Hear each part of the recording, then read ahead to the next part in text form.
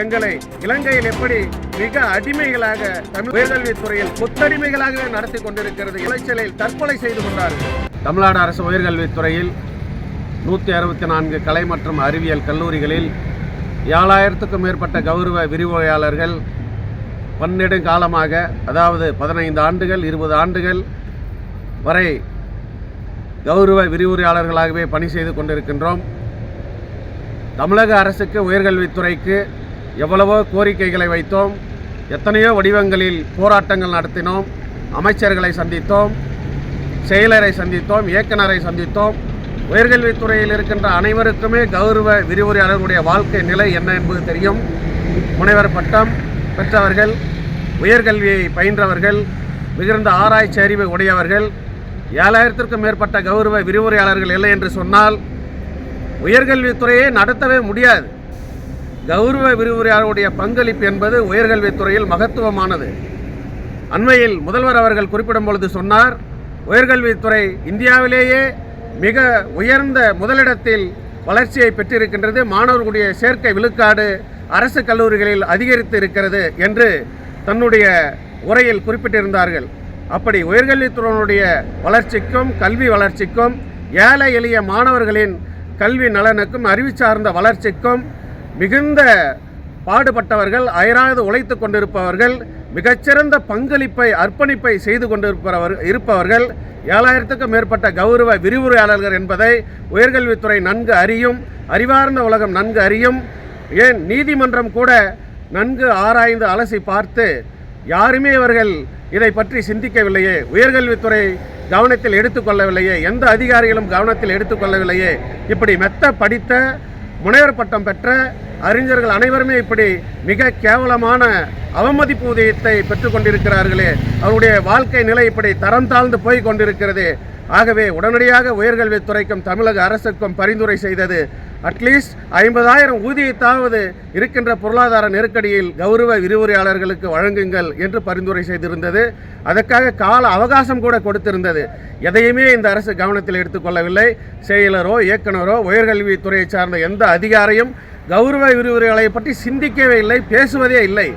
எங்களை பற்றி யூஜிசியின் படி பாடம் நடத்துங்கள் என்று சொல்வதற்கு அவருக்கு உரிமை இருக்கிறது. கல்வி நலன் பாதிக்கிறது, வகுப்பெடுங்கள் என்று சொல்வதற்கு அவர்களுக்கு உரிமை இருக்கிறது.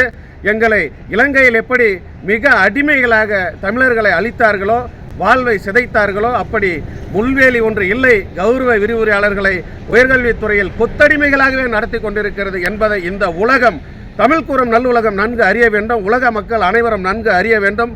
சமூக ஆர்வலர்கள், அனைத்து கட்சியை சார்ந்த தலைவர்கள் இதை நன்கு அறிய வேண்டும். எத்தனையோ விளைச்சலில் தற்கொலை செய்து கொண்டார்கள். போகும் வழிகளில் பணி செய்யக்கூடிய கல்லூரிக்கு போகும் வழிகளில் விபத்துகளில் இறந்து விட்டார்கள். எத்தனையோ பெண்மணிகள் பணி செய்யக்கூடிய காலங்களில் இறந்து விட்டார்கள். பச்சிலம் குழந்தைகளை விட்டுவிட்டு இறந்து விட்டார்கள். அத்தனை குடும்பங்களும் குழந்தைகளும் இன்றைக்கு நடுத்தெருவில் கையேந்தி நிற்க வேண்டிய நிலை, அவல நிலை ஏற்பட்டிருக்கின்றது.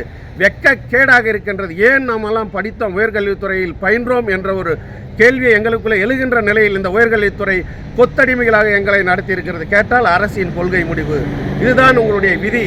சட்டத்தில் இடம் இருக்கிறதா? சமத்துவம், சமூக நீதி என்றெல்லாம் சொல்லக்கூடிய அரசியல் சட்டம் ஏன் கௌரவ விரிவுரையாளர்களை இவ்வளவு இழிவாக நடத்தி கொண்டிருக்கிறது? ஏன் உயர்கல்வித்துறை இப்படி கொத்தடிமைகளாக வைத்திருக்கிறது என்று சொன்னால் அவர்களிடத்தில் எந்த பதிலும் இல்லை. மிரட்டலும் அச்சுறுத்தலும் தலையோங்கி நிற்கிறது.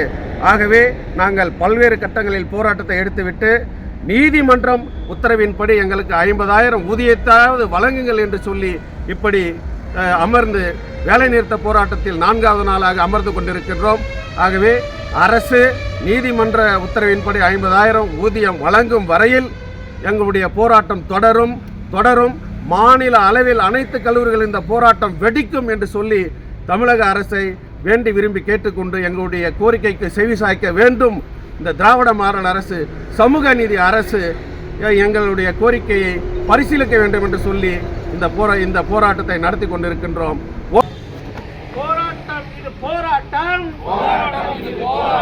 கௌரவ விரிவுரையாளர்கள் போராட்டம், வேலை நிறுத்த போராட்டம், 4வது நாள் போராட்டம், ஜனநாயக போராட்டம் பால் உரிமை போராட்டம் விடியல் அரசே சமூக நீதி அரசே